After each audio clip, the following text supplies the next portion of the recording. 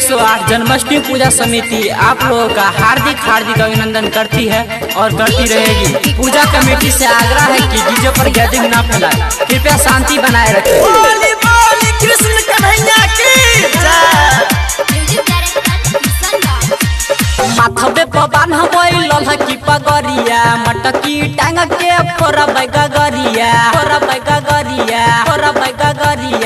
DJ पर कमर हिले बैठ कृष्ण कन्हैया के भसेबै, डीजे पर गरा दाउरे बैठ कृष्ण मुरारी के भसेबै। माथवे पर बान्हबै लोहा की पगड़िया, मटकी टांग के फोरबै गगरिया, डीजे पर कमर हिले बैठ कृष्ण कन्हैया के भसेबै, डीजे पर गरा दाउरे बैठ कृष्ण मुरारी के भसेबै,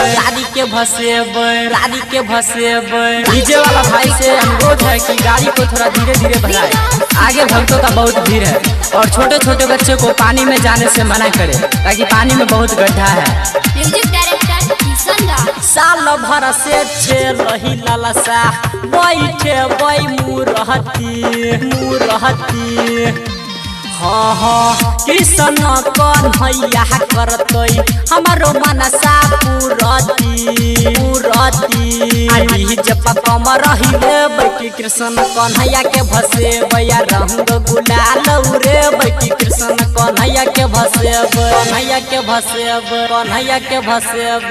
जो व्यक्ति डीजे के आगे डांस कर रहे हैं वो आपस में मारपीट ना करे और शांति बनाए रखे। पूजा कमेटी से अनुरोध है कि सभी को शांति बनाए रखे और भगवान का विसर्जन करे।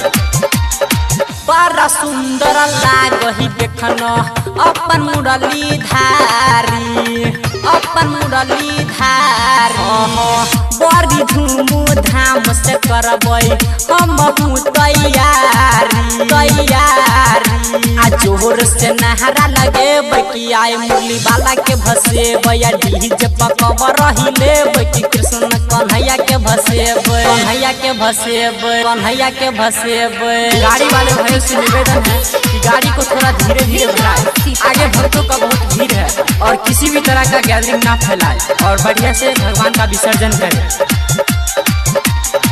राइटर बलराम किशन सुमन के बोले रमन जी यादव के हम गाना खूब बजेबै, डीजे अभिराज के मंगेबै कि कृष्ण कन्हैया के भसेबै, मिथला साउंड मंगेबै कि कृष्ण मुरारी के भसेबै।